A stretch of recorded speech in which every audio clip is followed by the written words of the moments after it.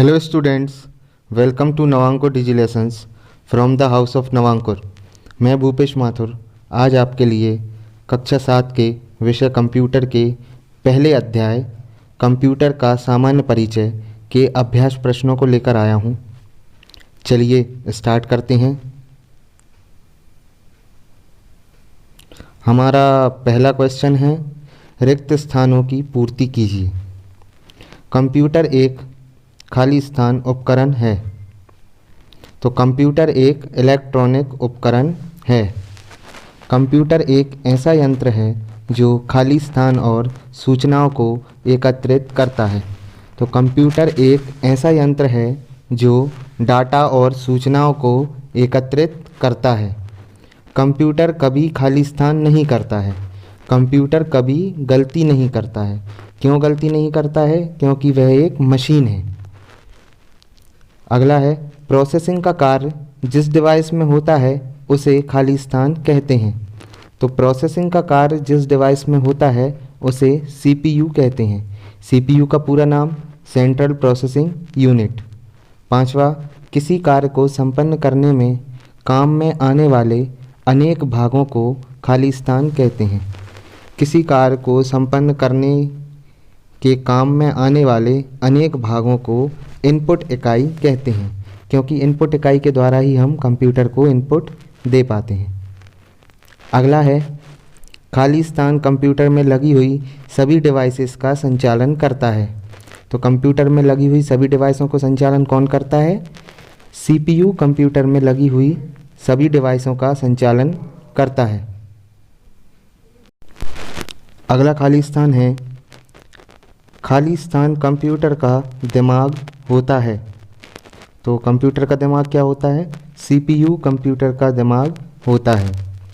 अगला है, कंप्यूटर में कंप्यूटर में खाली स्थान एवं खाली स्थान देने की प्रक्रिया को इनपुट कहते हैं। तो कंप्यूटर में डाटा एवं निर्देश देने की प्रक्रिया को इनपुट कहते हैं।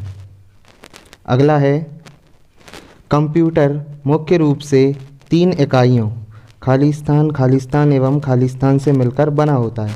तो कंप्यूटर की मुख्य 3 इकाइयाँ कौन सी होती हैं? कंप्यूटर मुख्य रूप से 3 इकाइयों इनपुट इकाई, प्रोसेसिंग इकाई और आउटपुट इकाई से मिलकर बना होता है। आगे बढ़ते हैं।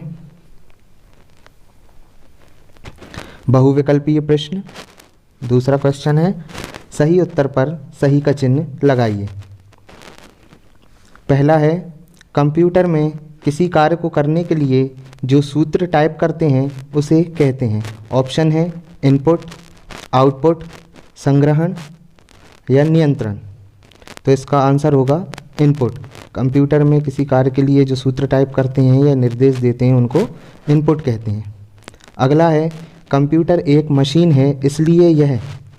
ऑप्शन है मानव के समान गलती करता है, सही परिणाम नहीं देता है, लंबे समय तक कार्य नहीं कर सकता है, मानव की तरह लंबे समय तक कार्य करने पर थकता नहीं है। तो इसका आंसर होगा चौथा, मानव की तरह लंबे समय तक कार्य करने पर थकता नहीं है। क्यों नहीं थकता? क्योंकि कंप्यूटर एक मशीन है, उससे हम कंटिन्यू कितने ही समय तक काम करा सकते हैं, जबकि मानव थक जाते हैं। तीसरा है, कंप्यूटर के जिस भाग से निर्देश प्रविष्ट किए जाते हैं वह है। ऑप्शन है मॉनिटर, इनपुट इकाई, आउटपुट इकाई और प्रिंटर। तो कंप्यूटर के कौन से भाग से निर्देश प्रविष्ट कराए जाते हैं? उसका आंसर होगा इनपुट इकाई। चौथा है, निर्देशों का समूह कहलाता है। पहला है कंप्यूटर, सीपीयू, डाटा या प्रोग्राम। तो इसका आंसर होगा प्रोग्राम। निर्देशों के समूह को प्रोग्राम कहा जाता है। एक से अधिक निर्देश मिलकर एक प्रोग्राम बनाते हैं। अगला है पांचवा, कंप्यूटर का दिमाग है। ये क्वेश्चन खाली स्थान में भी आया था। कंप्यूटर का दिमाग है मॉनिटर, प्रिंटर, कीबोर्ड, सीपीयू। तो इसका आंसर होगा सीपीयू। नेक्स्ट है, कीबोर्ड और माउस हैं। क्या है कीबोर्ड और माउस? आउटपुट इकाई हैं, इनपुट इकाई हैं, मेमोरी इकाई हैं या कंट्रोल इकाई हैं। तो इसका आंसर है इनपुट इकाई हैं। सातवां है, प्रोसेसिंग का कार्य जिस डिवाइस में होता है उसे कहते हैं। प्रोसेसिंग का कार्य जिस डिवाइस में होता है उसे क्या कहते हैं? इनपुट डिवाइस, सीपीयू, प्रिंटर या मॉनिटर। तो प्रोसेसिंग का कार्य जिस डिवाइस में होता है उसे सीपीयू कहते हैं। नेक्स्ट है आउटपुट इकाई हैं मॉनिटर, प्रिंटर, फर्स्ट और सेकंड दोनों और सीपीयू। तो इसका आंसर है मॉनिटर और प्रिंटर, यानी तीसरा, फर्स्ट और सेकंड दोनों। मॉनिटर भी एक आउटपुट इकाई है और एक प्रिंटर भी एक आउटपुट इकाई है। अगला है कंप्यूटर में लगी हुई सभी डिवाइसों, उपकरणों का संचालन होता है। ऑप्शन है इनपुट इकाई द्वारा, सीपीयू द्वारा, आउटपुट इकाई द्वारा या प्रिंटर द्वारा। तो कंप्यूटर में लगी हुई सभी डिवाइसों, उपकरणों का संचालन सीपीयू के द्वारा होता है। इसका उत्तर होगा सीपीयू। आगे बढ़ते हैं। सही वाक्य के सामने सही तथा गलत वाक्य के सामने गलत का चिन्ह लगाइए। अगला क्वेश्चन है हमारा ये। पहला है जटिल गणनाओं को संपन्न करने के लिए मानव ने कंप्यूटर को विकसित किया। ये कथन सत्य है, सही है ये। नेक्स्ट है कंप्यूटर लंबे समय तक कार्य नहीं कर सकता है। यह बिल्कुल गलत है। कंप्यूटर लंबे समय तक कार्य कर सकता है क्योंकि वह मशीन है और वह थकता भी नहीं है। तीसरा है कंप्यूटर स्वयं निर्णय ले सकता है। ये कथन भी गलत है।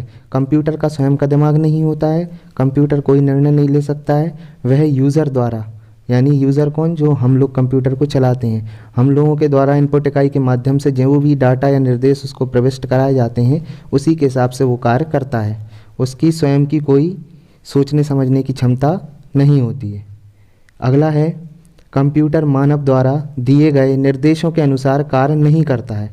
यह कथन भी गलत है। कंप्यूटर केवल मानव द्वारा दिए गए निर्देशों के अनुसार ही कार्य करता है। अगला है सिस्टम यूनिट को सीपीयू के नाम से जाना जाता है। यह कथन सत्य है, सिस्टम यूनिट को सीपीयू भी कहते हैं। अगला है इनपुट इकाई में मुख्य उपकरण कीबोर्ड और माउस होते हैं। यह सही है, इनपुट इकाई के मेन डिवाइसेस मुख्य उपकरण कीबोर्ड और माउस ही हैं।